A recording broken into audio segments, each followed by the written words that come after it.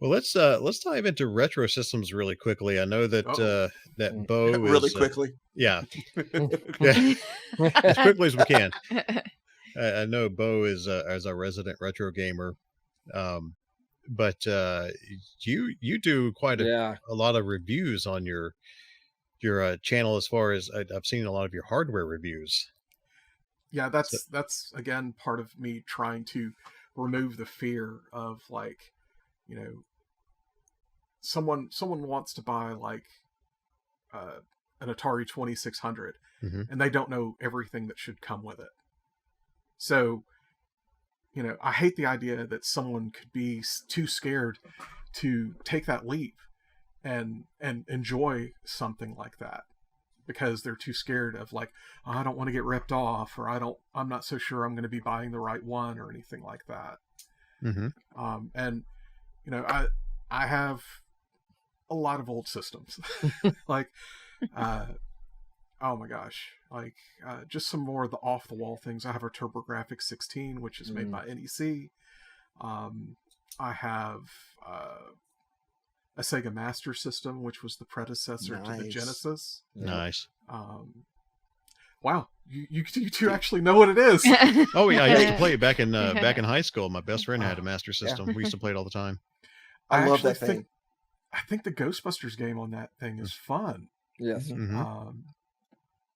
Yeah, and I played the NES Ghostbusters, the Sega Master System Ghostbusters, and the Ghostbusters on the Apple IIe. Wow. Yeah. One of the better. And I think I like the one on the Master System the best. I've got one that I don't know if you have. I'm gonna ask. Okay. Do you have a Philips CDI? Yes. Oh, okay. And I have one of the Link Zelda games. Oh, God, the CDI was so nice. The CDI was ahead of its not time. nice. It was so ahead of its time. They tried to do edutainment things, and it's like it kind of worked and it kind of didn't work. Yeah. I have a working CD attachment for the Atari Jag. Wow. Wow. I have a Neo Geo AES, which is ridiculous. Like, let me reach over here. He's getting it out. Here we go. You know, just the little cartridge. Boy, that's a big case for size. Oh wow! Yeah, it's a big case. Yeah, I thought I could only see the label on there, and I'm like, well, that's a tiny thing. No, it's enormous. Wow! And I bet it's got like two kilobytes of memory in it or something. Yeah. that particular game is 62 meg. Wow. That's one good thing I'd say. Like, it was such a wild west of, like, especially that was what the 80s and 90s. Like, it was, everybody tried to make a system and get one out there. Where now it's just kind of become the big three, or four. If you say PC, then the big three companies. Yeah, but like, you know, everybody tried to make something, like, and that's what I say, like with that, it was just, everybody was like, it was weird. And like, those things were really freaking expensive too. Like, for the time frame. Back when the Neo Geo was out, like, the games on average were $500 a piece. Yeah. Not the system, the game. Wow. Yeah, that's very hurtful. What other, like, you know, like, I've any other challenges on, like, do I have this system or not? Not for me. No, I just wanted to give you the opportunity to flex. I'm pretty sure you got it. That's one that a lot of people haven't even heard of, is the CDI. Yeah. Now there's a couple of old systems, like the Vectrex. I would love to get my hands on one of those. Or the Fairchild, which was the first ever cartridge-based system ever. You know, don't have those. But those are like Gen 2, and NES is Gen 3. Now Gen 1 is like, you know, the Pong systems, basically, the television Pong systems, where it's like, no, it only plays this and nothing else. I've got one to ask you. Okay. So It sounds like you do computers and you do consoles, right? Yeah. Or is it just primary? Do you have a Tandy 1000? No, I have a TRS-80. Okay. And I have a Commodore 64, Mm-hmm. the brown bread box version. Ooh, nice. I used to have the long white one, but I sold it recently to one of the kids that used to live with us for a little while. But let's see. I still wish I had like that old Apple IIe that was like the briefcase style. Yeah. But I don't have that anymore. And I'm here I'm wanting a Sega Saturn again. Yeah. Yeah, you're in an interesting that is time a world of hurt. Yeah. Yeah, that's why I'm not getting a Sega Saturn again anytime soon. I chose that over the PlayStation when it first came out. That's why I've never been I've never owned a PlayStation at all. That's because I went with the Saturn and then jumped back to Nintendo. Yep. Or I went to Xbox instead. Was it Guardian Heroes on the Sega Saturn? Mm-hmm. Bomberman, where you can have like 16 multiplayer, 16 people multiplayer. Oh wow! Oh my gosh, yeah. And of course, like the other thing is what my channel is named for, which is Moandain Designs is the name of the channel. It's in honor of a company that I absolutely love. They're not around anymore, but Victor Ireland actually recreated a new company, but it was Working Designs. And if any of you guys have ever seen any of their materials where it was just like, here's the special edition of Working Designs thing. It's like, it comes with a watch. It comes with a ring. It comes with a necklace. It comes with a pendant. It comes with, a soundtrack. All, back when everyone else was doing black and white instruction manuals, they were doing full color, gold leafed edged, leather bound hardback books. Wow. They went the extra mile every single time that they could. Yeah, I see that now. Like I pulled it up here. I didn't realize, like I said, pulled up the Working Designs pulled up on Wikipedia, and I see your logo is exactly a great attribute to it. I love that. Oh yeah, yeah. I actually created that logo and recorded. I record all of my stuff ahead of time. So right now I'm recording episodes for 2023 because I release them slowly and stuff. So first and the 15th, correct? Yeah, the 1st and the 15th. So just in case like something comes up where like I'm going to be gone for a little while, it's like, no, everything's on autopilot. Yeah. That's good. Yeah. But for 2 years, I worked on the channel before releasing a single episode. And one of the things I did was I reached out to all of the higher up people from Working Designs and I said, hey, I really loved Working Designs. And here's the logo for my YouTube channel. If you have any problems with this, please let me know. And I never heard anything back, and I gave them 2 years to reply. So I think I'm in the clear. I'd say so. But no. You have to send that to the lawyers. Yeah, there's no lawyers. There's no company. There you go. Although, like, I think they've been kind of resurrected. I don't know exactly how, the details on that. But if you go to their website, they actually exist again for some reason. And I think it's because the LLC got resurrected and any of the properties that they still technically own that got black holed when they went under are now being offered to be resold and rehashed for the newer market, like digitally on the PlayStation 4 or anything like that. Because they still have the US rights to those games. It's very interesting. Like all these companies are now realizing after years and years, well, probably a decade or more now, people buying ROM or doing ROMs and emulating games. They're realizing people still want to play these games, and now they're getting a lot of these older companies to either make a port of it or do something with it. I mean, even Konami woke up with Cowabunga. Thank goodness! Thank goodness. Come out. When is that hitting? This year, apparently. Later, let's see. Yeah, it's a collection I'm getting for sure. Let's see. Hey guys, I'm still just. Go ahead. Oh, I'm searching here. You guys continue on. I was going to say, I'm still just amazed that I'm seeing, I mean, from the generation we're from, that I'm seeing Sonic appear in Nintendo stuff. I mean, it used to be like a death match between Sega and Nintendo, and now that, Nintendo won, in that battle, that now Sega stuff is now cooperating with Nintendo. That just, I mean, if I'd have been a kid and heard that, I'd have been like, there's no way. Because I was in the Sega camp. I had the Sega Genesis, Sega CD, 32X, the Sonic and Knuckles, all the Sonic games. I had all that stuff. So I was like, I was big into Sega Genesis. And, seeing that now just blows my mind.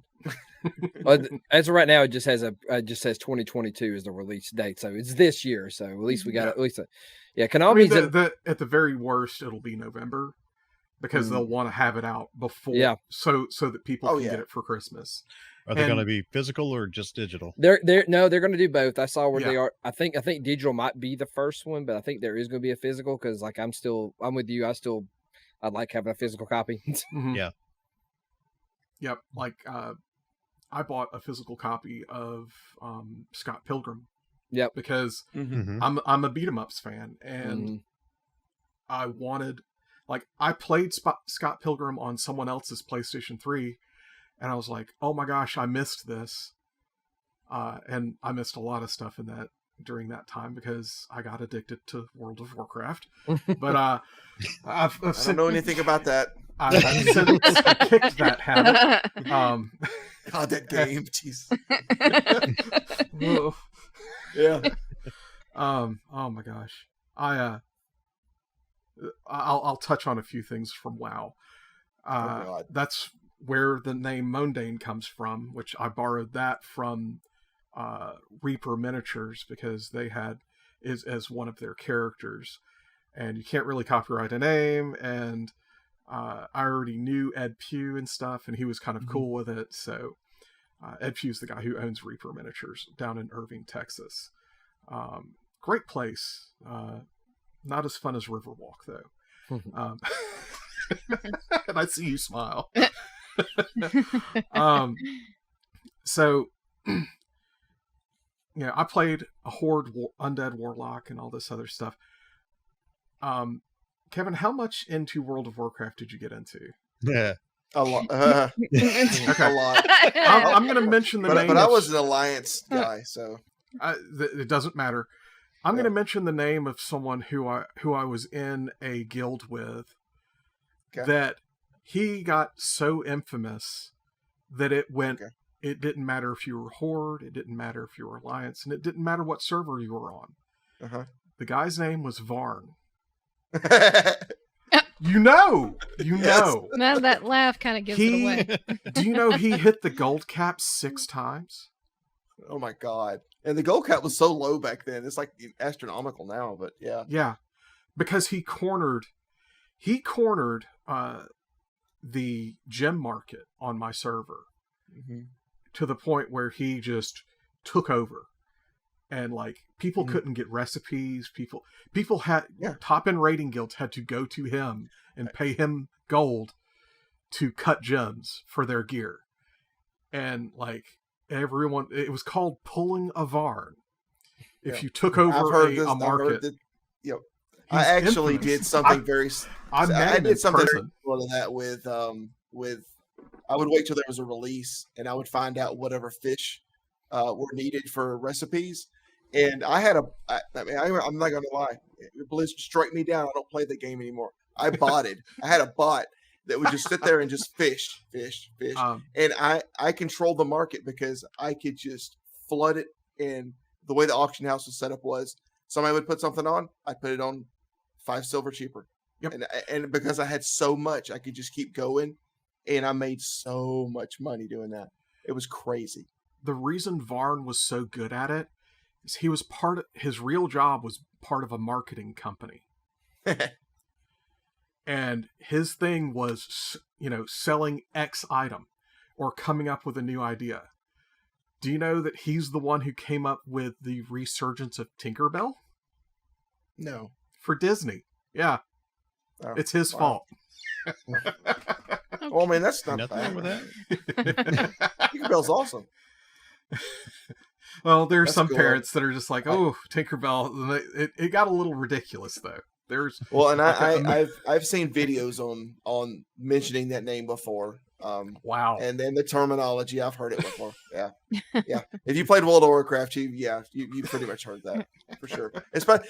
Now you could get away with playing World of Warcraft and not know who that was until you actually got into actually trying to play the auction house.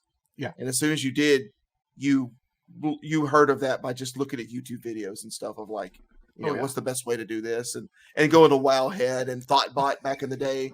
You would always hear about that. Oh yeah. Oh yeah. Oh, but no more. I'm free. I've been clean for years and years now. I'm the same. It's not even installed on the PC anymore. Nope. So. Nope. I don't even play Diablo 3 anymore. I try to stay away from everything Blizzard because I don't want to be dragged back into that at all. Well, I mean, it helps that Blizzard is perpetually a dumpster fire now. With the company, and it used to be a company that all other gaming companies would look up to, and now they're kind of a dumpster fire. So that's why Microsoft got them so cheap. Yep. So Brock, you have a thing for redheads, but you don't play Sony. But I don't what? Wow. But you don't play Sony. You don't play on Sony systems. I don't. I am Xbox exclusive. Means that you're missing out on the fiery redhead that shoots robot dinosaurs. Aloy from Horizon Forbidden West and Horizon Zero Dawn. Yeah. Oh, I just recently saw a clip of that. Now, Zero Dawn just recently had a master thing version show up on PC now, I think. But yeah, Sony, well, Guerrilla Games owns that franchise, and Sony owns Guerrilla Games. Okay. But yeah, you should. It's a lot of fun. It's imagine Tomb Raider with like really fun combat from God of War mixed in, and you notice that eyebrow went up. Oh, a Tomb Raider. It's a redhead. Brock, the best thing you can do is hop on the Twitch, look for the game, find somebody playing it, and then just watch it for about 30 minutes. I'll do He's that. right. It's a phenomenal looking game. Okay. Yeah. You mentioned Tomb Raider and Redhead in the same breath. That's okay. He's sold. That zeroed in for me. You have piqued his interest. Oh my goodness. That's okay. We all have our thing. Yeah. Well, that's one of those situations, and I have my opinions on console exclusivity, of game exclusivity. I have never liked it. I understand why it's a thing, but as primarily a PC gamer, and I've been a PC gamer for the last 20 plus years. I hate it when stuff like that comes out and they're like, it's coming out on consoles, and it's like, why don't you release it on PC? But we also win when it's like, it's coming out on Xbox and PC, because I mean, come on, it's Microsoft. Yeah. So they're going to release it on their best systems, which is going to be a PC. Yeah. So yeah, it's just usually it's a Sony when they just want it to be just on their system. Mm-hmm. Like in but that sometimes case. You got to be careful what you wish for, because you might end up with something like, I don't know, Batman Arkham City on PC. Hey, but you know what? Cyberpunk, a PC actually got the best version of that. Yes. Everybody else was eating paste. You know what? I ate paste for like 300 hours on Cyberpunk on PlayStation 4 Pro. And I get that a lot of people are still upset because right now the game's technically, I would call it a beta stage. 1.5 is basically beta still, which is really bad considering the timeline. But you kind of look at it and it's like, yeah, there's all these problems wrapped around it and everything. But if you dig and look past that, it's like, fundamentally, there's a really good game there. Mm-hmm. Mm-hmm. And you just have to be able to, if you can see past everything that's wrong and every time that it crashes and stuff like that. If you can see past all of that and get past all of that frustration, at its core, there is a really, really wonderful game with a great story that is a little bit grim. Yeah. There's actually a really high profile, a relatively high profile Twitch streamer. His name's Co-Carnage, that I watch quite a bit. He's actually in the game. They actually mocapped him and put him in the game. He's actually in it.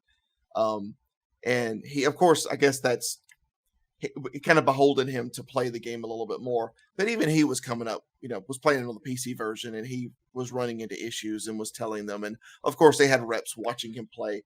But in just being able to watch him play, and he did multiple playthroughs with different styles and whatnot. It is a beautiful game. It's beautiful. It's a beautiful game, and it's got a very compelling story. Yeah, it's just it gets very bleak. And you can only take that for so long before you have to like put it away and set it down and like go play something a little bit more, happy-go-lucky. Like it's very Blade Runner. It's got that feel to it. The whole game is like that, where it's just grim and dark and good stuff. Yeah.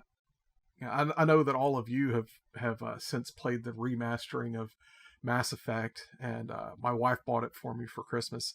That's probably going to be the next game on my list to play. Is the remastering of all of what? No. I've Mass Effect. These guys, they share a love for Mass Effect, and I'm like, cool. Yeah. I know that character. I can search Wikipedia. No, it's really cool. I've just never got into it. It's really not my type of game. That's the way it is. Like, I know some people, they've tried, they're like, it's not for me. But like I said, once you get in it, like I said, me and Brock will attest. You get to Mass Effect 2, and it's got its claws in you.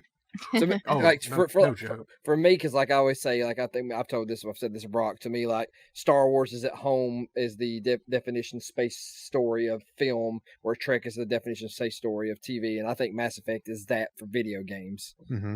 That's I don't know. It's a great spanning story. Like I said, I'm still working on it. I get it back here and there.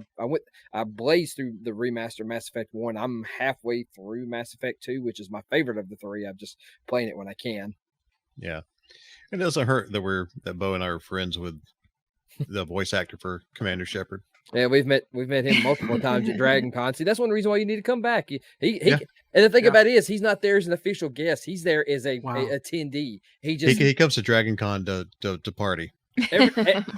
Every now and then, like they'll book him as a guest, but like the first time I met him at Dragon Con, he was just there hanging out, and then like the last day, that Monday morning, he took one of the abandoned spots in the Walk of Fame and just wrote his name on a piece of a poster board, and people come and hung out with him. Yeah, he did that in Raphael Sabarge's booth 1 year. Yep. Yeah, Raphael, who plays Caden he's a voice actor for Caden. He was also Jiminy Cricket in Once Upon a Time, the television series.